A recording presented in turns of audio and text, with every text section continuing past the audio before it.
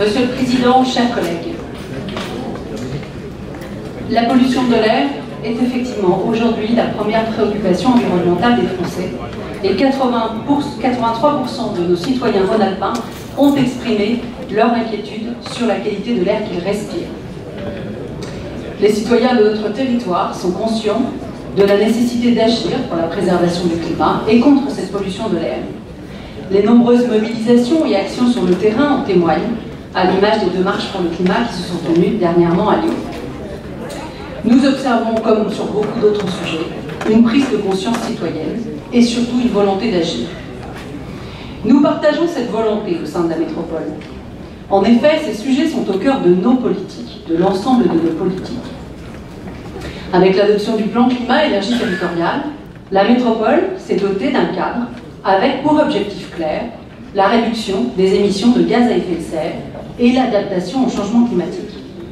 Ce plan intègre un volet spécifique air, depuis janvier 2017, le plan oxygène.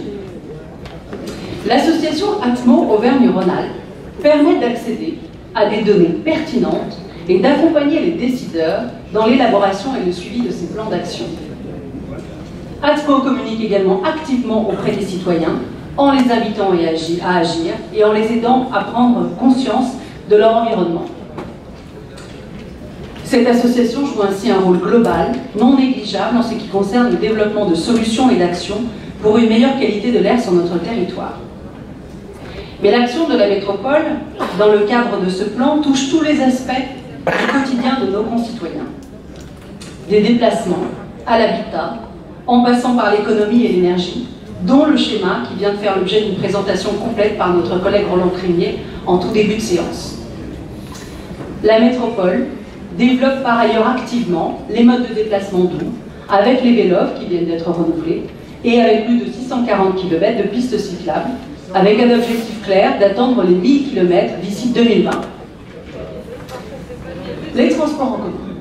Le CITRA contribue quant à lui fortement au changement des comportements et porte une politique ambitieuse en matière de lutte contre la pollution.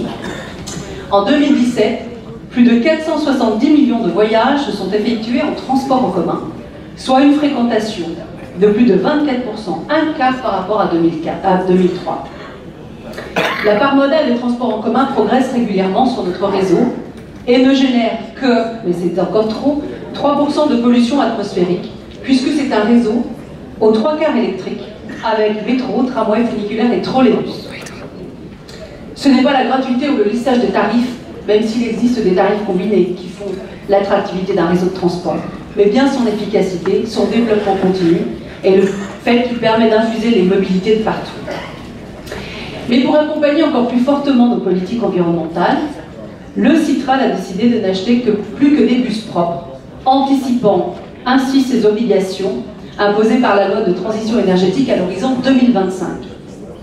Cette décision, cette affirmation forte des élus, fait suite à de nombreuses expérimentations menées sur notre réseau et mobilisera un investissement conséquent de plus de 200 millions d'euros pour l'acquisition prochaine, en tout cas sur cette période de 300 bus, à horizon 2025. Les particuliers ne sont pas les seuls concernés. Au-delà de l'incitation à utiliser des modes de déplacement propres et du covoiturage, la métropole cible aussi les poids lourds et les véhicules utilitaires avec la création d'une zone à faible émission. L'habitat également. La métropole accompagne avec Ecorénov les propriétaires dans leurs travaux de rénovation thermique de logements. Et la prime Airbois accompagne quant à elle les particuliers dans le remplacement des appareils de chauffage au bois ancien par des appareils plus performants, permettant de diviser par 3 les consommations liées au chauffage justement.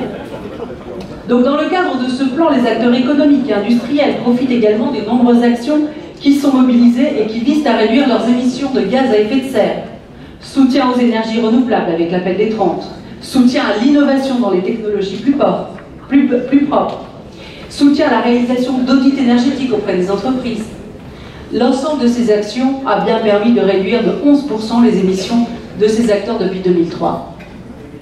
Les actions menées depuis plusieurs années portent leurs fruits. On peut les mesurer et on peut suivre l'évolution des résultats, notamment grâce à Atmo. On peut déplorer que ça n'aille pas plus vite, mais on peut constater que la progression et qu'en tout cas les politiques sont mises en place. Les émissions de CO2 sont globalement en baisse de 16% sur notre territoire entre 2000 et 2015, et on observe également une baisse de la consommation d'énergie de 9,5% sur la même période. Autre élément important à prendre en compte, entre 2000 et 2015, la population de notre métropole a augmenté de plus de 13%. L'attractivité et la qualité de vie au sein de notre territoire sont bien entendu un facteur important de cette augmentation. C'est en prenant en compte l'ensemble des évolutions au sein de notre métropole, nombre d'habitants, axes et trafic routier, innovation technologique, que nous devons agir pour structurer nos politiques à venir. Et c'est bien ce que nous faisons. Pour cela, Atmo Auvergne-Rhône-Alpes est un outil précieux, nous permettant de suivre les données relatives à la qualité de l'air et d'anticiper les politiques que nous souhaitons mettre en place. Nous sommes également à l'écoute des citoyens et c'est cette démarche initiée depuis le 4 octobre avec la consultation citoyenne Ensemble Parlons Climat qui permet à chacun de s'exprimer en vue de l'élaboration du prochain plan climat pour 2020-2030. Un plan climat exemplaire, ambitieux, qui devra permettre de répondre aux attentes de nos citoyens sur notre territoire pour offrir une meilleure qualité de l'air et donc une meilleure qualité de vie, ce à quoi nous aspirons tous. Je vous remercie.